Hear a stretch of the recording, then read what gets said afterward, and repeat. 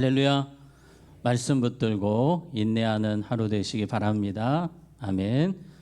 얼마 전에 우리 부목사님 중에 한 분이 모기 때문에 아주 힘들어하는 이야기를 들었습니다. 우리 목사님이 모기가 많아서 창문 틈 또 모기장 다 점검을 했는데 그럼에도 불구하고 하루에 10마리씩 모기를 잡으셨다라는 그런 이야기를 들었습니다. 여러분, 모기가 틈을 정말 잘 이용합니다. 현관문 열 때 쏙 들어옵니다. 또 아파트 사시는 분들은 뭐를 타고 올라옵니까?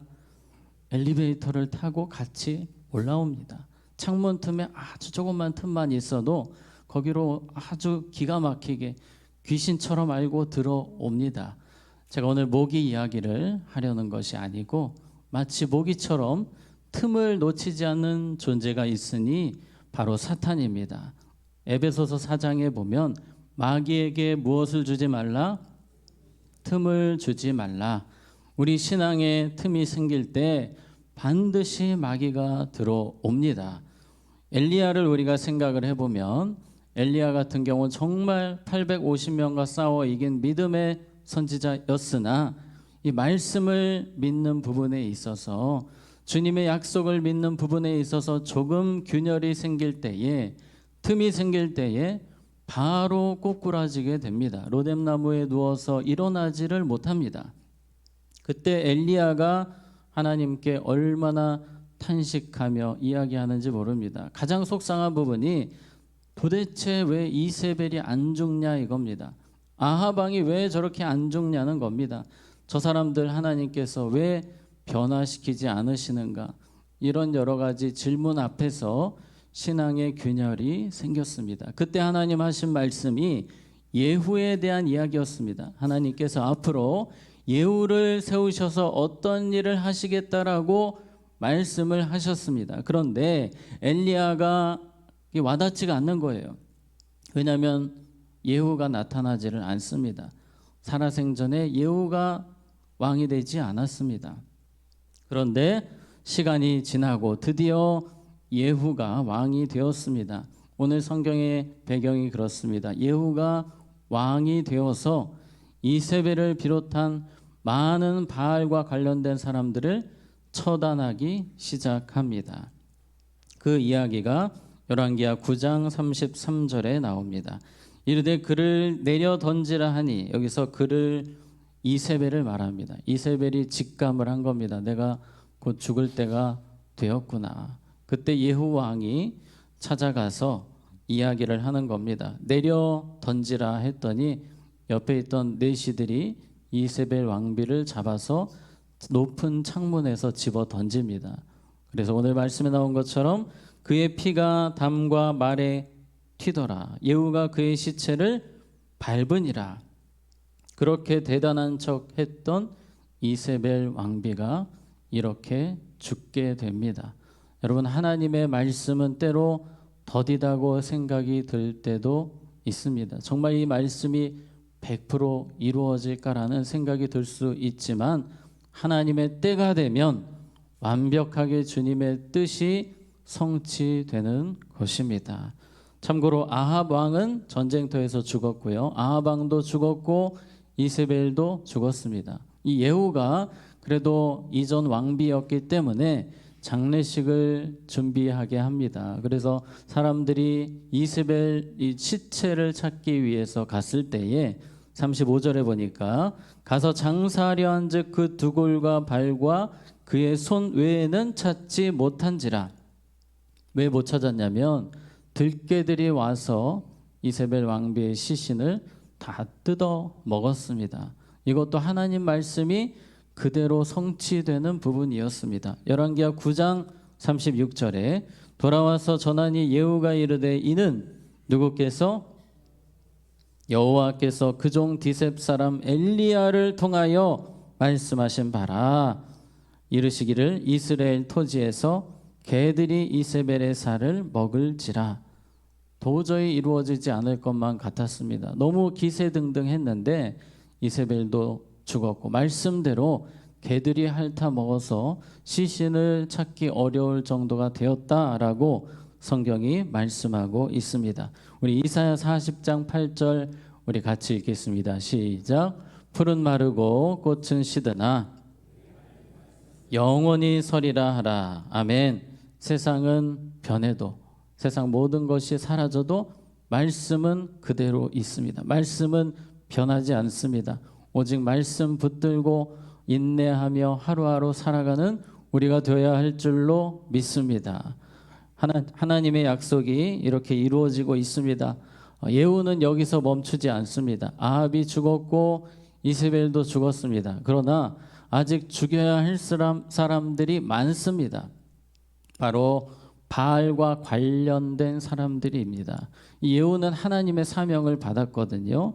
이세벨 왕가의 사람들을 숙청하라는 하나님의 사명을 가지고 마치 지옥에서 온 사자처럼 숙청을 시작합니다. 본격적으로 시작을 하는데요. 1절에 보시면 아합의 아들 몇 명이? 70명이. 아합의 아들이 70명이라고 합니다. 70명. 사마리아에 있는지라. 예후가 편지들을 써서 사마리아에 보내서 이스라엘 귀족들 곧 장로들과 아합의 여러 아들을 교육하는 자들에게 전하니 일러스되, 그러니까 이세벨이 얼마나 대단한 사람이냐면 자신이 죽더라도 이 바알 숭배가 멈추지 않도록 아들이 70명이나 되는데 이 아들을 바알 대학에 보내서 교육을 시키는 겁니다. 엘리트로 만들어서 전국적으로 바알 신앙을 더 퍼뜨리기 위해서, 아세라 신앙을 퍼뜨리기 위해서 준비를 다 해놓은 겁니다. 이 70명이, 아합의 아들, 이세벨의 아들 70명이 지금 열심히 공부를 하고 있었습니다. 그런데 예후가 편지를 보낸 거예요. 어떤 편지였냐면 너희들 다 그 70명을 죽이는데 동참하라는 편지였습니다. 그들은 들었거든요. 이세벨 왕비가 비참하게 죽었다는 얘기를 들었기 때문에 여기서 순종하지 않으면 우리도 죽을 수 있다라고 생각을 했습니다. 그래서 결국 70명을 그 센터에 있는 사람들이, 예를 들어서 센터의 교육원장, 또 센터에 교육하시는 선생님들, 이런 분들이 힘을 합쳐서 아합의 아들 70명을 죽입니다. 그리고 그 시신을 예후에게로 보내는 거예요. 10절에 보시면 그런즉 이제 너희는 알라. 곧 여호와께서 아합의 집에 대하여 하신 말씀은 어떻게 됐습니까? 하나도 땅에 떨어지지 아니하니라. 여호와께서 그의 종 엘리야를 통하여 하신 말씀을 이제 이루셨도다 하니라. 예후가 사람들을 모아놓고 선포합니다. 여러분, 하나님의 말씀은 그대로 이루어집니다. 엘리야를 통해서 주셨던 그 말씀은 다 이루어졌습니다. 모든 사람들이 박수를 칩니다. 자, 그런데 갑자기 예후가 이런 이야기를 합니다. 18절에 예후가 뭇 백성을 모으고 그들에게 이르되 아합은 바알을 조금 섬겼으나 예후는 뭐하리라? 많이 섬기리라. 이게 갑자기 무슨 얘기입니까? 지금까지 바알 숭배자들 잘 처단하던 사람이 엉뚱한 이야기를 하는 것 같습니다. 백성들이 어리둥절합니다. 지금까지 바알과 관련된 사람들을 열심히 죽이더니 갑자기 바알을 잘 섬기겠다고 하니 사람들이 이상한 거예요. 그런데 더 구체적으로 이야기를 합니다. 19절에 그러므로 내가 이제 큰 제사를 바알에게 드리고자 하노니 바알의 모든 선지자와 모든 섬기는 자와 모든 제사장들을 한 사람도 빠뜨리지 말고 불러 내게로 나오게 하라. 모든 오지 아니하는 자는 살려두지 아니하리라 하니 이는 예후가 바알 섬기는 자를 뭐하려 하여? 멸하려 하여 계책을 씀이라. 상당히 머리가 좋은 사람이에요. 바알과 관련된 모든 사람들을 죽이기 위해서 머리를 썼는데 함정을 만들어 놓은 겁니다. 큰 제사를 드리려 하니 모이십시오. 전국에서 다 모여서 바알에게 제사를 드립시다 했더니 이 바알 선지자 숨어있던 사람들까지 신나가지고 다 출동을 하는 겁니다. 그때 예후가 이 사람들을 다 처단하기 시작합니다. 그 이야기가 25절, 26절에 나옵니다.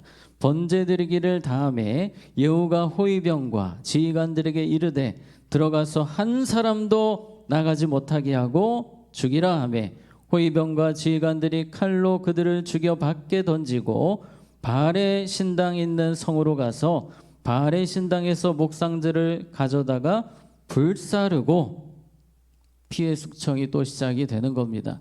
바알과 관련된 모든 사람들을 예후가 처단을 했습니다. 조금의 틈도 생기지 않도록, 죄의 틈이 생기지 않도록 이 예후는 최선 다해서 바알 숭배자들을 처단했습니다. 나라에서 이 바알 숭배를 없앴습니다. 이 바알 숭배는요, 잡초 같아서 없애면 또 나오고 없애면 또 나오고 했는데 이 예후가 확실하게 뿌리를 뽑고 있습니다. 27절에 보시면 바알의 목상을 헐며 바알의 신당을 헐어서 무엇으로 만들었더니 변소를 만들었더니 오늘까지 이르니라. 머리를 다 쓴 겁니다. 바알은 결국 이렇게 될 것이다, 이렇게 되었다를 만방에 보여준 것입니다. 정말 예후가 얼마나 최선을 다해서 사명을 이루고 있는지를 보게 됩니다. 조금의 틈도 주지 않으려고 했습니다. 우리가 이 부분은 본받아야 될 것입니다. 우리의 삶에 여러 가지 죄가 치고 올라올 때에 그 틈을 주지 않도록 우리는 기도하며 죄를 이겨야 할 줄로 믿습니다. 자, 그런데 안타깝게도 29절에 보니까 예후가 지금까지 너무 잘했어요. 이 북이스라엘에서 이보다 대단한 왕이 없었습니다. 그런데 29절에 보니까 이스라엘에게 범죄하게 한 느밧의 아들 여로보암의 죄, 곧 베델과 단에 있는 금송아지 섬기는 죄에서는 뭐하지 아니하였더라? 떠나지 아니하였더라. 예후가 다 잘했는데 바알 숭배 이제 완전 없앴는데 하나 못 없앴다는 겁니다. 그게 뭡니까? 금송아지 상을 못 없앴어요. 제가 몇 번 말씀드렸지만 탈북자들을 막기 위해서 세운 단입니다. 이 단은 정치적인 이유에서 세워놓은 단인데 예후가 다른 것은 다 잘했는데 이 정치, 신앙보다 정치를 택한 겁니다. 그에게는 정치가 더 비중이 높았던 것 같습니다. 이 부분이 틈이 또 생기는 거예요. 지금까지 틈을 다 봉쇄를 했는데 이 부분을 막지 못하니 다시 백성들이 바알은 아니지만 이제는 또 금송아지로 달려가게 되는 것입니다. 자, 말씀을 정리하겠습니다. 여러분, 풀은 마르고 꽃은 시드나 주님의 말씀은 영원합니다.